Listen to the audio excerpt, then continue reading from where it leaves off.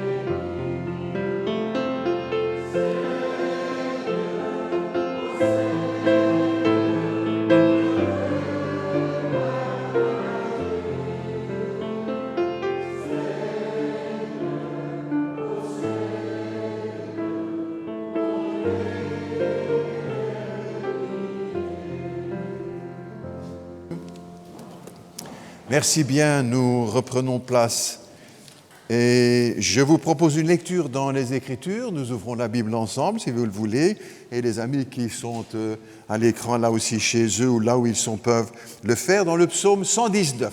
Donc presque au milieu de la Bible, le livre des psaumes, un livre de prière, un livre d'adoration, un livre de théologie aussi, on peut dire comme cela, un livre d'encouragement, un livre d'instruction, beaucoup de choses dans le livre des psaumes, bien sûr. Nous lisons le psaume 29, il est partagé en deux sections. Une première qui célèbre la gloire de Dieu dans la nature, la grandeur de Dieu dans la nature. Et une deuxième partie qui célèbre la gloire de Dieu dans les Écritures, la nature et les Écritures. Nous lisons le psaume 19, si vous le voulez, un psaume de David. Les conduits par le Saint-Esprit. Les cieux racontent la gloire de Dieu et l'étendue manifeste l'œuvre de ses mains. Le jour en instruit un autre jour et la nuit en donne connaissance à une autre nuit.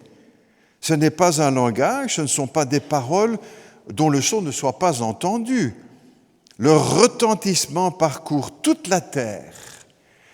Leurs accents vont aux extrémités du monde, où il a dressé une tente pour le soleil. Et le soleil, semblable à un époux qui sort de sa chambre, s'élance dans la carrière avec la joie d'un héros. Il s'élève à une extrémité des cieux et achève sa course à l'autre extrémité, et rien ne se dérobe à sa chaleur. La loi de l'Éternel est parfaite, elle restaure l'âme. Le témoignage de l'Éternel est véritable, il rend sage l'ignorant. Les ordonnances de l'Éternel sont droites, elles réjouissent le cœur. Et les commandements de l'Éternel sont purs, ils éclairent les yeux. La crainte de l'Éternel est pure, elle subsiste toujours, et les jugements de l'Éternel sont vrais, ils sont tous justes. Ils sont plus précieux que l'or, que beaucoup d'or fin, ils sont plus doux que le miel, que celui qui coule des rayons. Ton serviteur, ta servante aussi en reçoit instruction, pour qui les observe, la récompense est grande. Qui connaît ces égarements? Pardonne-moi ceux que j'ignore. Préserve ton serviteur, ta servante des orgueilleux, qu'ils ne dominent pas sur moi. Alors, je serai intègre, innocent de grands péchés. Reçois favorablement les paroles de ma bouche, de mon cœur, pardon, ma bouche et les sentiments de mon cœur, Éternel, mon rocher et mon libérateur. Après cette lecture, nous prions ensemble, si vous le voulez bien. Inclinons-nous dans la prière, et vous tous aussi, amis qui nous suivez à l'écran, vous vous inclinez avec nous et nous prions ensemble. Notre Dieu, notre Père, merci pour cette journée, merci pour ce dimanche, le premier jour de la semaine, le jour de la résurrection de notre Seigneur Jésus-Christ. Le jour où l'Église primitive, l'Église des premiers siècles s'est de suite réunie pour célébrer le Christ ressuscité. Nous le faisons aussi ce matin, pas seulement le dimanche de Pâques. Merci pour notre rendez-vous, pour les frères et sœurs qui sont venus ici dans ce lieu et partout ailleurs dans le monde. Seigneur, tous ensemble, nous sommes réunis en communion pour célébrer la gloire de Dieu et lui apporter notre reconnaissance et notre louange, que ce soit là le culte que nous lui apportons et qu'il lui soit agréable. Nous prions aussi à nouveau et encore pour te demander pardon pour nos péchés. Toutes les fois où nous avons transgressé tes commandements, où nous n'avons pas respecté ta volonté, où nous n'avons pas fait le bien alors que nous aurions pu le faire, ou quand nous avons fait le mal et que nous n'aurions pas dû le faire. Pardonne-nous, Seigneur. Nous ne voulons pas paraître plus purs que nous ne le sommes. Nous savons que nous avons besoin sans cesse de ta grâce. Même en étant rachetés par Jésus-Christ, nous avons besoin du pardon de Dieu et de l'efficacité du sang de Jésus-Christ qui a coulé à la croix de Golgotha. Puisque sans effusion de ce sang du Christ, il n'y a pas de pardon. Nous reconnaissons nos fautes devant toi et nous te remercions pour le pardon que tu nous accordes, sans pour autant prendre le péché à la légère, au contraire, en veillant à ce que nous faisons, ce que nous disons, ce que nous pensons, ce que nous regardons, ce que nous écoutons. Père Céleste, merci pour cette journée que nous te consacrons. Nous pensons aussi à ceux qui ne savent pas venir parce qu'ils sont peu bien en santé, ou retenus pour des raisons que tu connais, ou certains au travail. Et puis pour ceux qui sont en vacances aussi, nous les mettons devant toi pour nous tous. Nous comptons sur ta grâce et sur ton aide. Nous pensons aussi à tous ceux qui souffrent pour leur foi, qui sont persécutés, qui aujourd'hui sont pourchassés dans le monde. Ils sont des milliers. Des églises qui sont incendiées, des familles qui sont déchirées.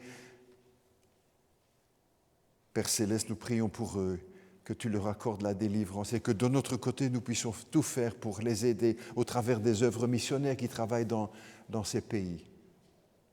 Nous pensons aussi bien sûr à tous ceux qui, dans notre pays, dans d'autres pays ici, sont sinistrés avec les inondations qui ont frappé notre pays et bien des pays d'Europe.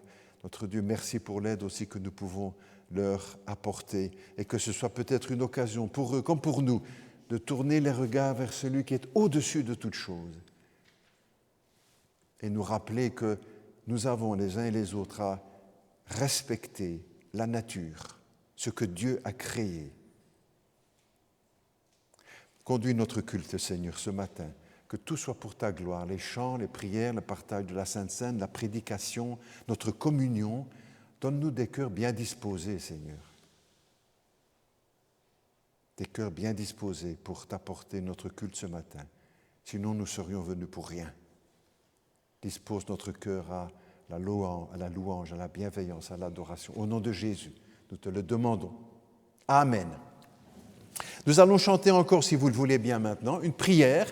Enseigne-moi, c'est le numéro 206 dans les carnets pour notre équipe à la Sono, que nous remercions encore, l'équipe vidéo aussi, et notre frère Philippe qui participe à la reproduction des enregistrements qui sont faits. Nous chantons, je vous propose que nous nous mettions debout, et ensuite le pasteur Mehdi apportera la prédication. Que le Seigneur le conduise et que l'Esprit de Dieu repose sur lui et sur nous tous, sur tous ceux qui écouteront cette prédication ce matin. Nous chantons ensemble cette prière. Enseigne-moi, Seigneur.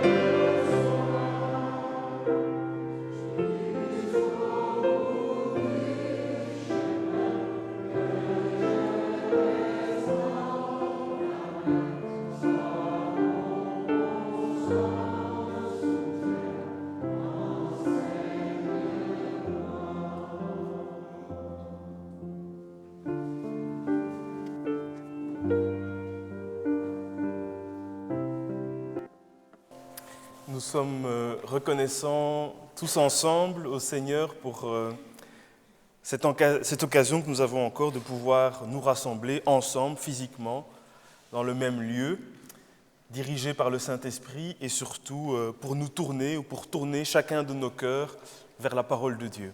C'est notre joie, c'est notre plaisir et nous voulons vraiment que le Seigneur soit à la tête de toutes choses pendant ces instants où nous voulons plonger nos regards dans sa parole. Ce matin, nous allons faire une courte lecture, Galates, chapitre 1er, versets 6 à 9. C'est donc l'apôtre Paul, conduit par le Saint-Esprit, qui écrit ceci. « Je m'étonne que vous vous détourniez si vite de celui qui vous a appelé par la grâce de Christ pour passer à un autre évangile. Non pas qu'il y ait un autre, mais il y a des gens qui vous troublent et veulent pervertir l'évangile du Christ. Mais si nous-mêmes, ou si un ange du ciel vous annonçait un évangile différent de celui que nous vous avons annoncé, qu'il soit anathème. Nous l'avons dit précédemment et je le répète maintenant, si quelqu'un vous annonce un évangile différent de celui que vous avez reçu, qu'il soit anathème. Amen.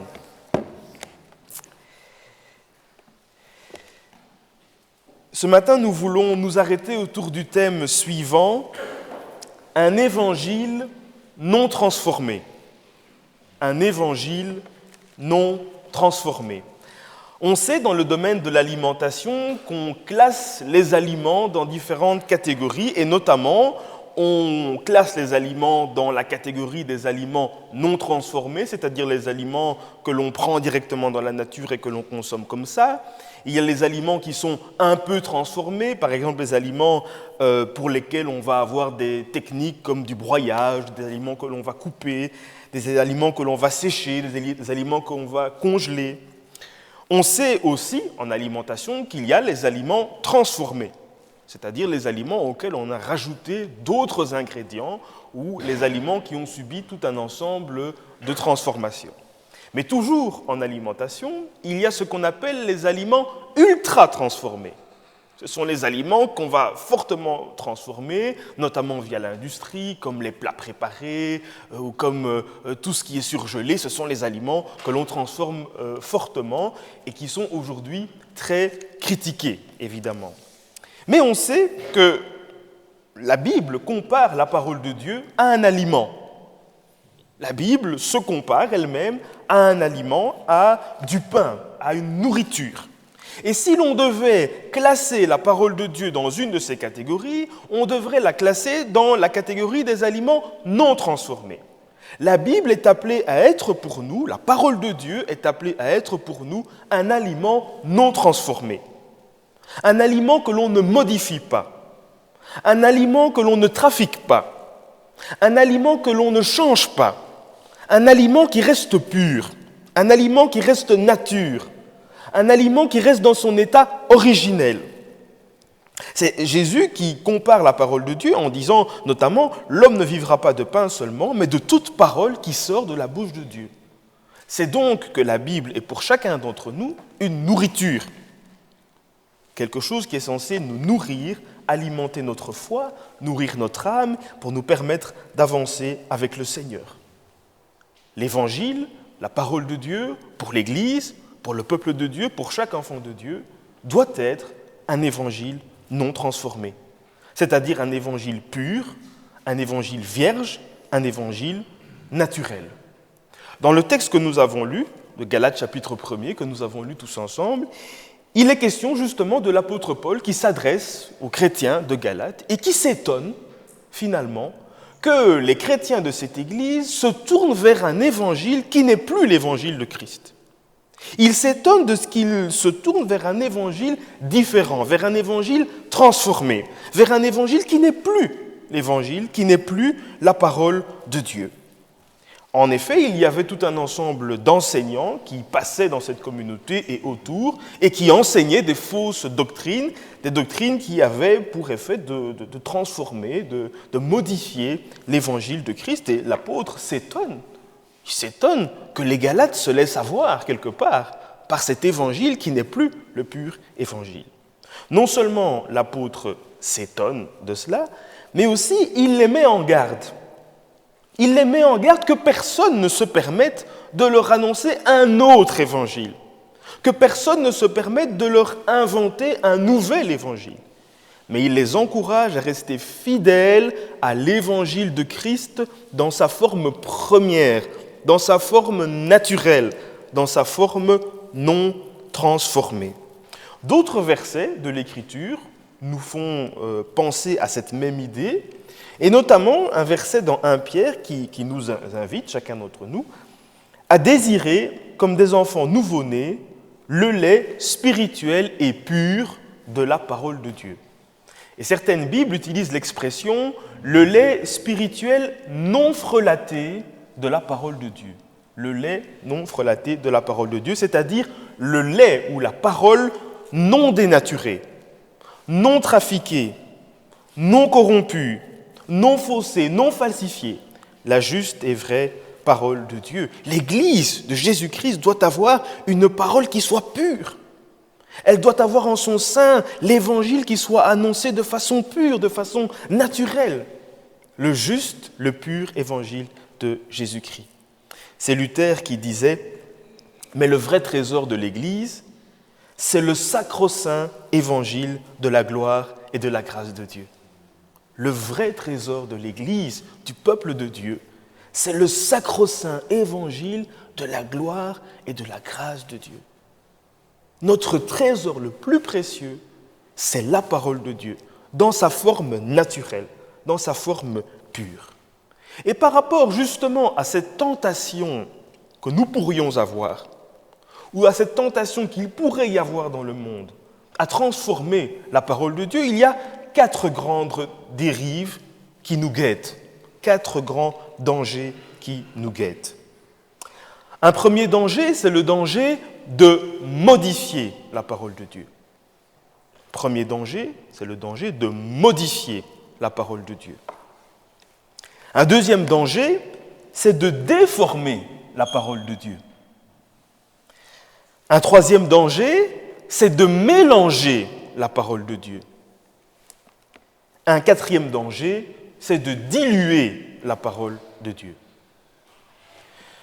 Premièrement, le danger de modifier la parole de Dieu. Modifier la parole de Dieu, ça peut signifier soit ajouter quelque chose à la parole de Dieu, soit retrancher quelque chose à la parole de Dieu. Premièrement, ajouter. C'est un danger auquel Dieu nous a vite rendus attentifs. Dès le livre de Deutéronome, la Bible dit « Vous n'ajouterez rien à ce que je vous prescris, et vous n'en retrancherez rien. » Deutéronome 12, 32 nous dit aussi « Vous observerez et mettrez en pratique les choses que je vous ordonne, vous n'y ajouterez rien, et vous n'y retrancherez rien. » Il y a donc pour chacun d'entre nous, et pour l'Église en général, le danger d'ajouter des choses dans la parole de Dieu. De mettre dans la parole de Dieu des choses qui n'y sont pas. D'injecter dans l'Écriture des choses qui n'y sont pas. Par exemple, pour donner un exemple d'une hérésie, au temps biblique, certains enseignants interdisaient aux croyants de se marier. Ils interdisaient aux croyants de se marier parce qu'ils estimaient que le corps était quelque chose de sale, de problématique, et que donc la sexualité était quelque chose à rejeter. Des faux enseignants qui ajoutaient à la Bible ce qu'elle ne disait pas. Alors qu'on sait pertinemment que dans la parole de Dieu, le corps n'est pas méprisé. La Bible nous dit que notre corps est le temple du Saint-Esprit. Notre corps est valorisé. La sexualité, dans le cadre prévu par Dieu, est aussi valorisée, est aussi respectée. Et il s'agissait donc de faux enseignements. Ils ajoutaient dans l'Écriture ce qui ne s'y trouvait pas. Mais modifier la parole de Dieu, ça peut être aussi retrancher de l'Écriture, enlever de la parole de Dieu. Les versets que nous avons lus nous mettent en garde de ne rien ajouter, de ne rien retrancher. Et d'autres versets dans la Bible nous donnent le même avertissement. Par exemple, dans Apocalypse, chapitre 22, verset 19, il est dit « Et si quelqu'un retranche quelque chose des paroles du livre de cette prophétie, Dieu retranchera sa part de l'arbre de vie et de la ville sainte décrit dans ce livre. » Si quelqu'un retranche quelque chose de ce livre, Dieu retranchera sa part de l'arbre de vie et de la ville sainte. Matthieu 5, 19 nous dit « Si donc quelqu'un supprime l'un de ces petits commandements ou qui enseignera à quelqu'un à faire de même, sera le plus petit dans le royaume des cieux. » Nous sommes donc invités d'une part à ne rien ajouter à la parole de Dieu, mais nous sommes aussi invités à ne rien enlever dans la parole de Dieu. On pourrait parfois avoir l'idée de se dire, mais finalement, certaines parties de la Bible ne sont pas intéressantes, et les extraire, considérer que ça n'a pas d'importance, on enlève. On pourrait par exemple dire, mais finalement, c'est vrai qu'il nous est dit que les croyants doivent être baptisés, mais C'est pas grave, on peut enlever, ça, on n'en a pas besoin. Ça, ce serait retrancher à la parole de Dieu. Ce serait enlever des parties de la parole de Dieu. Autre danger auquel nous pouvons faire face. Deuxièmement, un danger qui nous guette, c'est le danger de déformer la parole de Dieu. Il s'agit à ce moment-là non pas d'ajouter, non pas d'enlever, mais il s'agit de tordre le sens de la parole de Dieu, de modifier par une mauvaise compréhension le sens de la parole de Dieu. Et par exemple, l'apôtre Pierre, dans une de ses épîtres, parle des écrits de l'apôtre Paul, et il dit dans 2 Pierre 3, verset 16, qu'il y a dans les écrits de l'apôtre Paul des choses tellement compliquées que certaines personnes qui ne comprennent pas bien ou qui sont mal affermies tordent le sens des Écritures. Ils tordent le sens des Écritures. Dans un autre texte de la Bible, la même mise en garde qui nous est donnée, dans Jérémie 23, verset 36, « Car la parole de chacun sera pour lui une menace, vous tordez les paroles du Dieu vivant. » C'est Dieu qui dit « Vous tordez les paroles du Dieu vivant. » Tordre la parole de Dieu, c'est par exemple sortir un passage de son contexte. Prendre un passage qui se trouve à un endroit, le sortir de son contexte, ne pas tenir compte du contexte et lui faire dire ce qu'il ne dit pas. Tordre la parole de Dieu, c'est par exemple utiliser le texte pour justifier une idée qu'on a. Donc on a une idée, on a une opinion, on a quelque chose qu'on pense, et on va en quelque sorte tordre le sens des versets bibliques pour qu'ils correspondent à ce qu'on pense. Donc on va en fait imposer sa propre pensée au texte en imposant au texte de dire ce que nous voulons qu'il dise.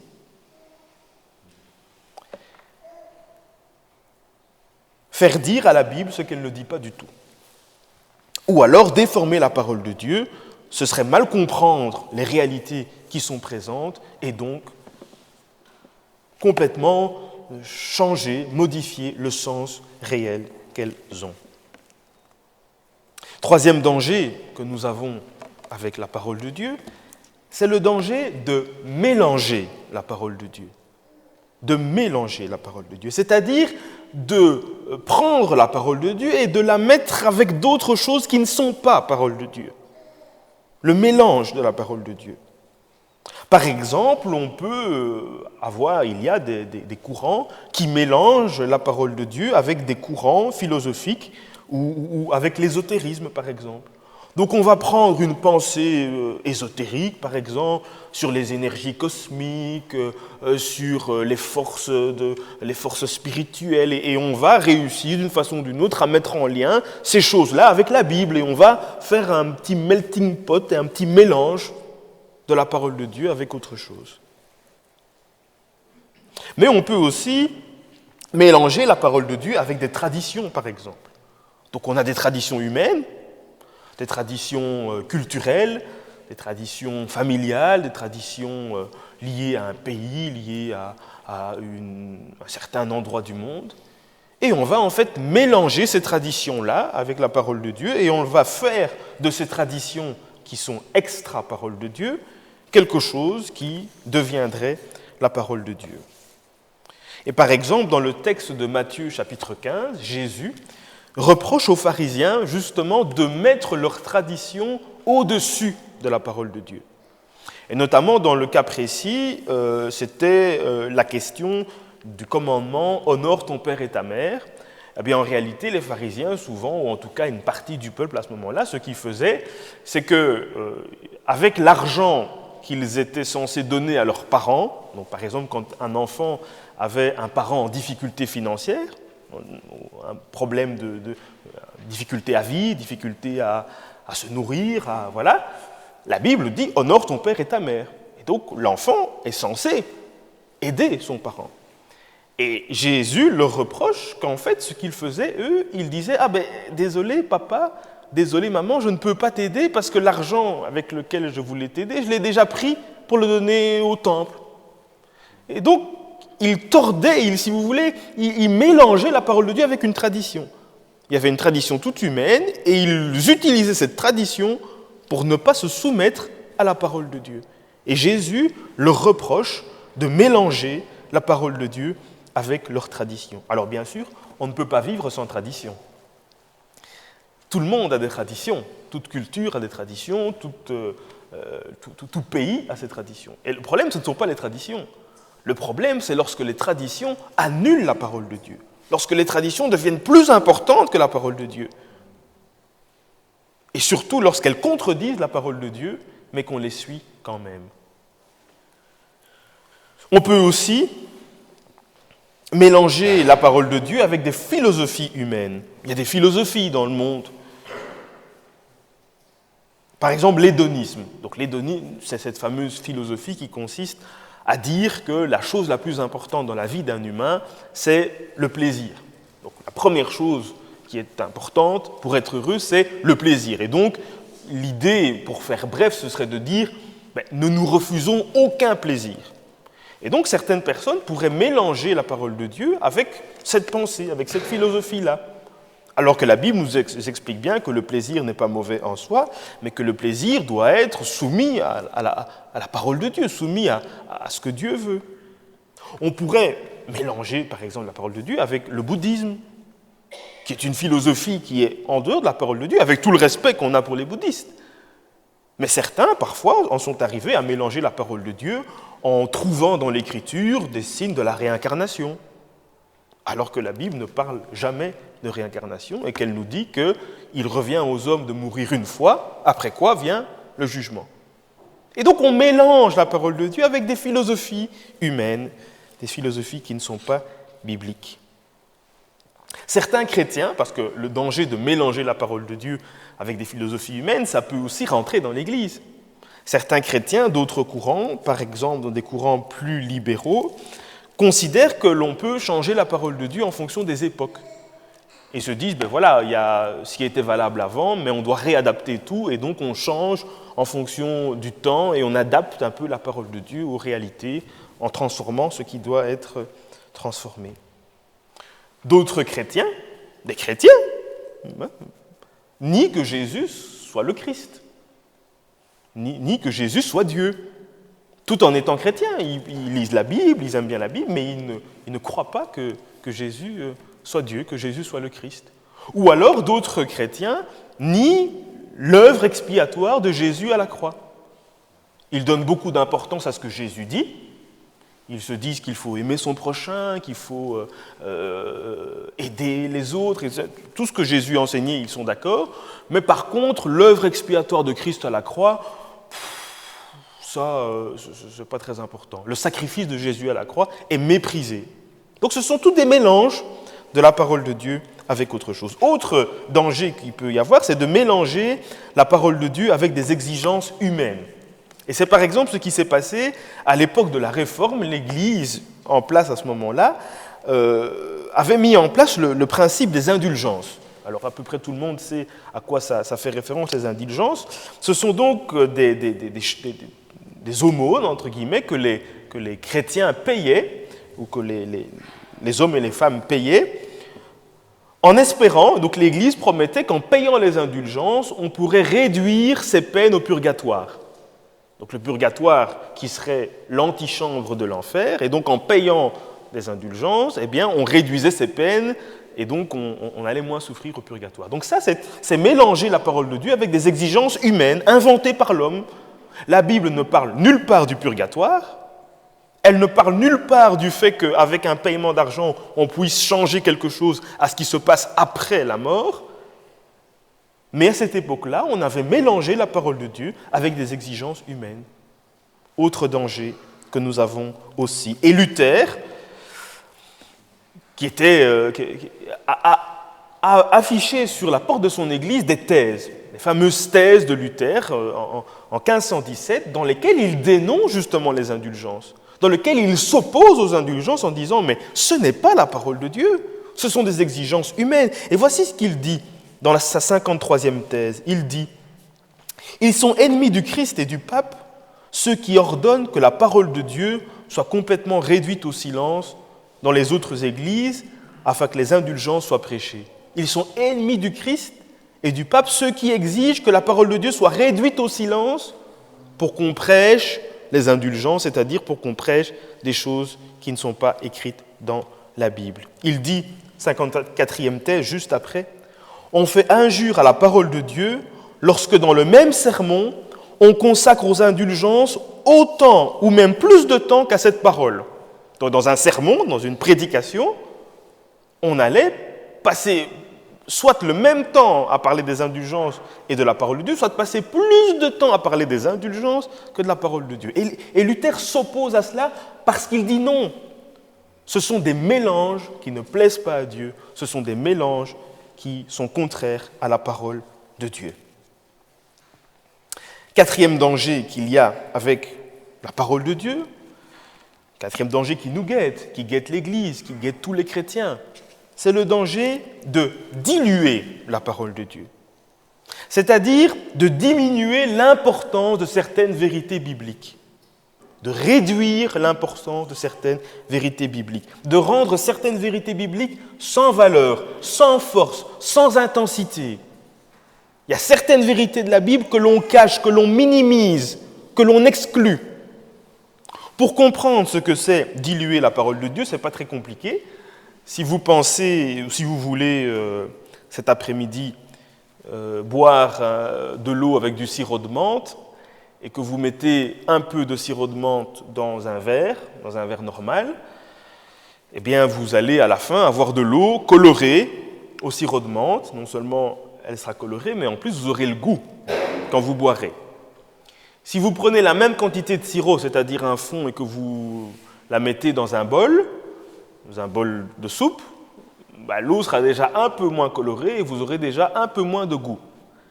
Maintenant, si vous êtes pris d'une idée farfelue ou d'une idée pleine d'intelligence et que vous vous dites je vais mettre un peu de sirop de menthe dans ma baignoire, la même quantité que j'ai mis dans le verre, et je vais remplir ma baignoire. Et qu'ensuite, plein de folie, vous vous dites que vous voulez goûter, eh bien, non seulement l'eau ne sera plus du tout colorée, mais en plus, vous n'aurez absolument plus le goût de la menthe. Et donc, c'est ça, la dilution de la parole de Dieu. C'est qu'on va prendre un aspect de la parole de Dieu qu'on va tellement diluer dans plein d'autres choses qu'il va complètement disparaître. On va minimiser certaines réalités de la parole de Dieu. On va les réduire à rien. On va les exclure.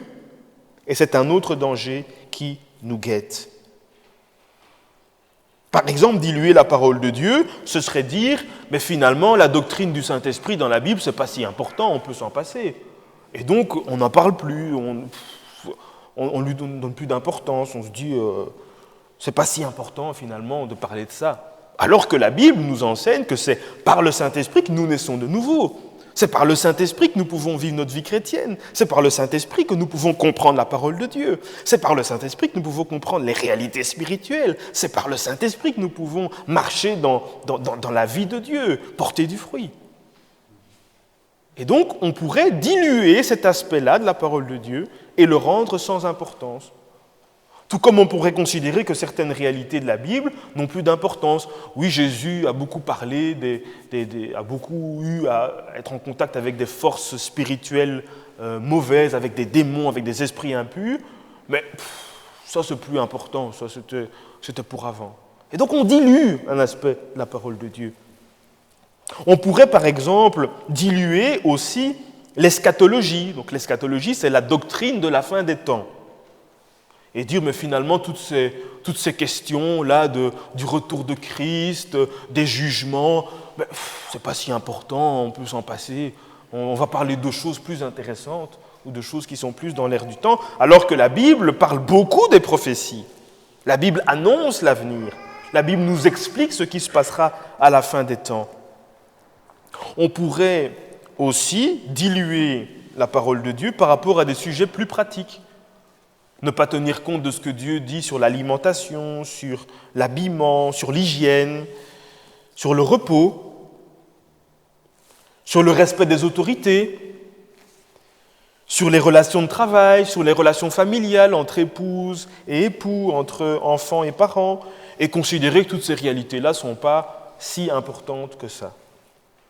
Alors que la Bible nous montre clairement que Dieu s'intéresse à tous les aspects de notre vie et même à ces aspects plus concrets, plus matériels de notre vie. Dieu a une volonté même pour tous ces petits aspects de notre vie.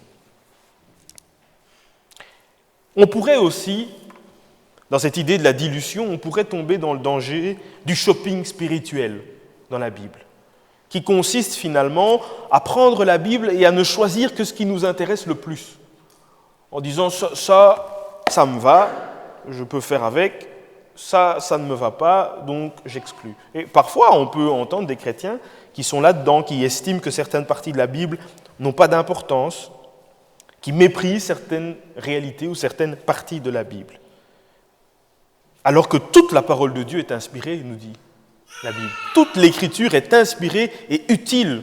Toute l'Écriture, même les textes les plus compliqués, même les textes du Pentateuque, même les textes de sagesse, même les livres apocalyptiques, les évangiles, les épîtres, tout est nécessaire dans la parole de Dieu.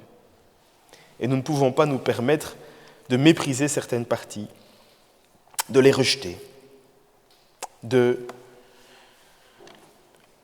les éloigner finalement de nos cœurs, de nos vies, de l'Église. Pour terminer,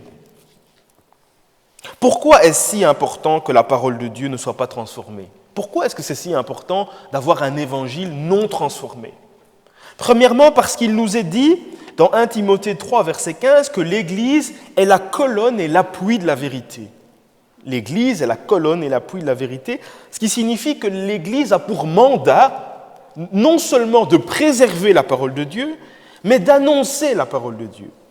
L'Église a la responsabilité de préserver la vérité de la parole de Dieu, mais de partager la parole de Dieu. Et donc il est essentiel finalement que cette parole au milieu de nous soit respectée parce que nous sommes responsables de la préservation de cette vérité. De garder précieusement la vérité des Écritures et de la préserver de la corruption, du mensonge, de la dilution et de proclamer les vérités de l'Écriture. C'est la responsabilité de l'Église. C'est non seulement, nous l'avons vu, le trésor de l'Église, mais c'est aussi la responsabilité de l'Église. Deuxièmement, pourquoi est-ce qu'il est si important que la parole de Dieu ne soit pas transformée ? C'est parce que Dieu fait suivre sa parole des faits. Il nous est dit que la parole de Dieu ne revient jamais à Dieu sans qu'elle ait fait ce qu'elle devait faire. La parole de Dieu est une parole vivante. Elle est efficace. Elle agit dans les cœurs, elle agit dans les vies, elle agit dans le monde, elle produit des effets. Et il n'y a que si cette parole est non transformée qu'elle peut produire ces effets. Si nous transformons la parole de Dieu, si nous trafiquons la parole de Dieu, elle n'aura pas les effets qu'elle est censée avoir. Elle n'aura pas les effets. Que ce soit les effets de conversion, de salut, de transformation intérieure, d'édification, de croissance spirituelle, de croissance relationnelle, de maturation, de destruction des choses plus négatives, tous ces effets ne peuvent être mis en œuvre que si la parole de Dieu est non transformée au milieu de nous, non transformée dans nos vies. Et quelle est notre responsabilité finalement par rapport au fait d'avoir un évangile non transformé ? Premièrement, notre responsabilité à chacun de nous, enfants de Dieu, c'est d'être chacun d'entre nous dans cette salle, chacun d'entre nous derrière les écrans, d'être des personnes pleines de respect et pleines d'amour pour la parole de Dieu. Qu'est-ce qui va faire que l'on va porter de l'attention à quelqu'un ? C'est qu'on le respecte et qu'on l'aime. Eh bien, si nous voulons être des chrétiens qui veillent à ce que la parole de Dieu ne soit pas transformée dans l'Église et dans le monde, nous devons respecter cette parole et nous devons l'aimer, cette parole. Nous devons la respecter et nous devons l'aimer. C'est David qui dit dans le psaume 119 « Combien j'aime ta loi ! Elle est tout le jour l'objet de ma méditation. Combien j'aime ta loi !» C'est cet amour pour la parole de Dieu, c'est cet amour pour la pure parole de Dieu qui va faire de nous des chrétiens attentifs à ce qu'on ne modifie pas, à ce qu'on ne rajoute pas, à ce qu'on n'enlève pas, à ce qu'on ne dilue pas, à ce qu'on ne torde pas. Autre responsabilité que nous avons vis-à-vis de cela, chacun d'entre nous, pas seulement les pasteurs, la responsabilité d'étudier la parole de Dieu, de la connaître. pour pouvoir nous rendre compte lorsqu'on nous dit quelque chose qui n'est pas tout à fait biblique, quand on ajoute quelque chose qui n'est pas écrit, quand on enlève quelque chose qui est écrit. Chacun d'entre nous, nous devons être, nous dit l'Écriture, remplis de la parole de Dieu. Pour la connaître. Non seulement pour vivre selon cette parole, mais aussi pour nous montrer attentifs, au jour le jour, attentifs à cette parole et attentifs à comment celle-ci est mise en œuvre, attentifs à comment elle est prêchée, à comment elle est enseignée. 1 Pierre, chapitre 1, versets 24 à 25, nous dit ceci. « Car toute chair est comme l'herbe, et toute sa gloire comme la fleur de l'herbe. L'herbe sèche et la fleur tombe. Mais la parole du Seigneur demeure éternellement. Et cette parole est celle qui vous a été annoncée par l'Évangile. L'homme passe comme de l'herbe. Les gloires humaines, les réussites humaines passent comme la fleur des champs. Mais la parole de Dieu demeure éternellement. L'Évangile demeure éternellement. Que cet Évangile soit donc dans chacune de nos vies, dans notre Église, dans le monde, non transformé, qu'il soit pur, qu'il soit saint, qu'il soit naturel et qu'il produise des effets dans chacune de nos vies. Que Dieu bénisse sa parole dans nos cœurs. Amen. Seigneur, nous voulons nous tourner vers toi dans la joie de ta présence et dans la joie de ta parole. Merci Seigneur pour nous avoir donné cette parole, effectivement, cette parole qui est sainte, qui est pure, qui restaure l'âme, Seigneur. Nous te bénissons pour cela parce qu'elle est vraiment notre lumière, elle est vraiment notre guide, elle nous éclaire et Seigneur, pour chacune de nos vies finalement, elle est ce guide, elle est cette lumière. Seigneur, tu nous interpelles ce matin pour que cette parole, nous veillons à ce qu'elle reste intacte, à ce qu'elle reste pure. Tu nous interpelles pour que nous soyons attentifs, Seigneur, à l'intégrité de la vérité qui est dans ta parole. Seigneur, aide-nous, les uns et les autres, à aimer ta parole. Aide-nous à respecter ta parole. Et aide-nous à être pleins d'attention pour ne pas transformer cette parole, pour ne pas la modifier, pour ne pas la trafiquer, mais pour la garder pure, intacte, naturelle, pour que, Seigneur, elle produise ses effets. Ce monde a besoin de ta parole. Nos voisins ont besoin de ta parole. Nos propres vies, nos domaines de vie ont besoin de ta parole. Seigneur, qu'elle soit complètement pure, mais aussi complètement efficace dans nos vies. Et que tu nous aides aussi, comme Église, à partager avec amour et sagesse ta parole au monde qui est autour de nous. Nous te remercions, nous te bénissons, Seigneur, pour ton amour, pour ta bonté et pour le Saint-Esprit qui nous dirige dans toutes choses. Amen.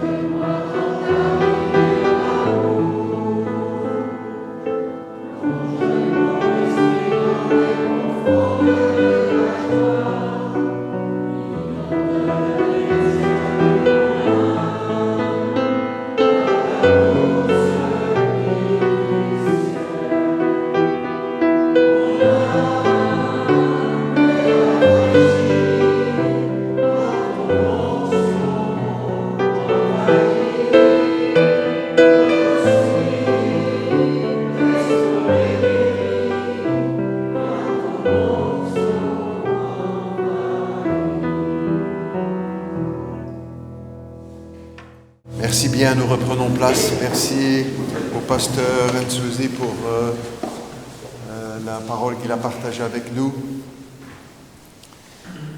L'apôtre écrivait aussi aux chrétiens de premières églises du 1er siècle que la parole de Christ habite abondamment parmi vous, ou encore dans toute sa richesse.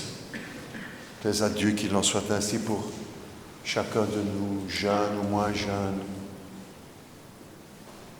et qu'elle nous conduise dans la plénitude de la connaissance du Christ. C'est la parole aussi qui nous fait rapport de ce dernier repas que le Seigneur a partagé avec ses disciples avant la croix, puisqu'après la croix et après la résurrection, il a encore partagé un repas avec ses disciples sur le bord du lac de Galilée, qu'il avait préparé lui-même d'ailleurs. Dernier repas avant la croix que nous rappelons ici dans ce lieu et dans le monde entier, là où il y a des chrétiens, fidèles à cette parole, qui n'ont pas mis la Sainte Seine de côté, qui n'ont pas dilué, et qui fait partie toujours de la vie des églises. Pourquoi? Pour l'importance qu'il y a dans ce message, le rappel de la mort de notre Seigneur.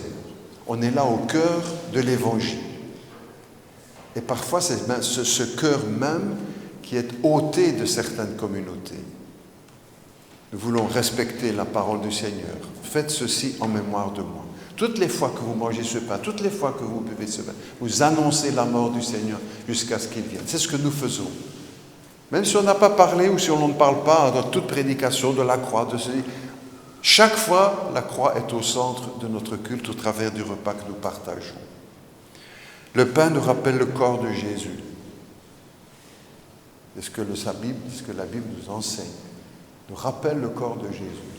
Le pain, ce n'est pas le corps de Jésus. Le pain reste du pain. Mais il nous porte notre attention sur l'incarnation. Dieu fait homme, dans une même chair que la nôtre, hormis le péché. Le vin que nous partageons reste du vin, il n'y a pas de miracle, il n'y a pas de manipulation, mais il porte notre attention sur le sang que Jésus-Christ a versé. Et même le soir où il fut livré, il a partagé ce repas en disant « Prenez, ceci est mon sang ». Pas du sang, c'était le vin. Mais il annonçait déjà la croix. Comme nous aujourd'hui, nous prenons du vin, pas du sang, mais nous annonçons la croix. Le message du pardon, de la vie, de la grâce de Dieu. Avant de partager le pain et le vin, je vous propose un moment de recueillement, de prière intérieure, chacun devant le Seigneur. Nous nous tenons devant la croix, devant la perfection de Jésus et de son sacrifice, de son amour. Notre Dieu, chacun dans notre cœur, nous t'adressons notre prière.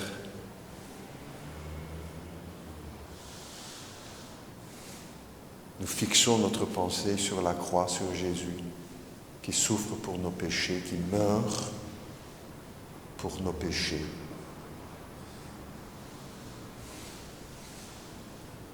Nous pensons à son corps qui est transpercé, à son sang qui coule, le sang du pardon. Entends nos prières, Seigneur, celles que nous exprimons dans nos cœurs, les uns et les autres, maintenant.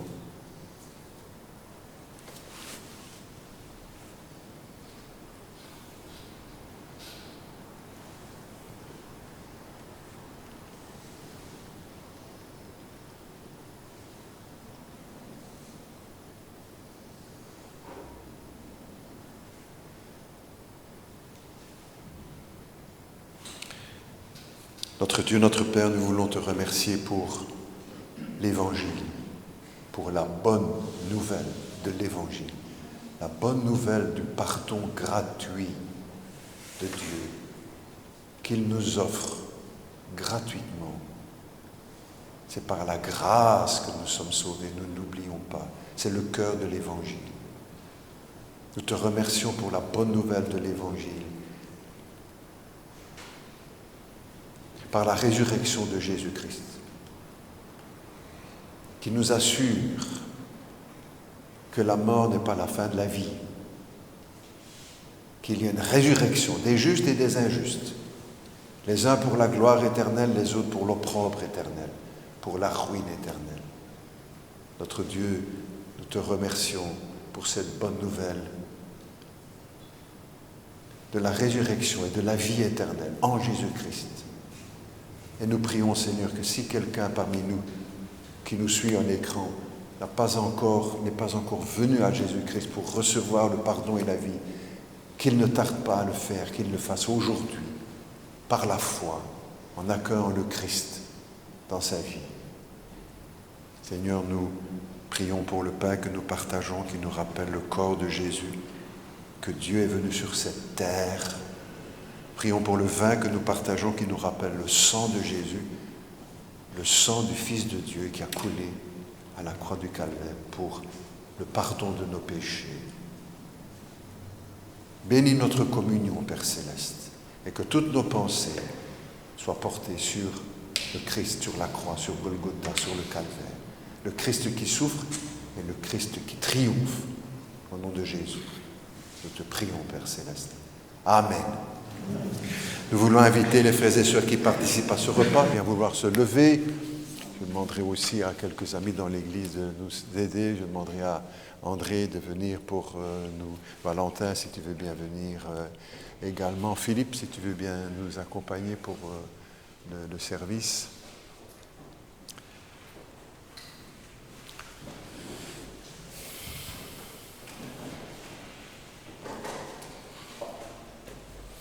Le pain que nous partageons selon l'enseignement de la Bible, de la parole de Dieu, le pain représente le corps de notre Seigneur Jésus-Christ. Prenez, dit Jésus, et mangez. Ceci est mon corps qui est rompu pour vous. Faites ceci en mémoire de moi. En effet, toutes les fois que nous mangeons ce pain, que nous buvons de cette coupe, nous annonçons la mort du Seigneur, nous annonçons l'Évangile, la bonne nouvelle, sans ajouter, sans retrancher. Prenez, dit Jésus, et mangez. Faites ceci en mémoire de moi.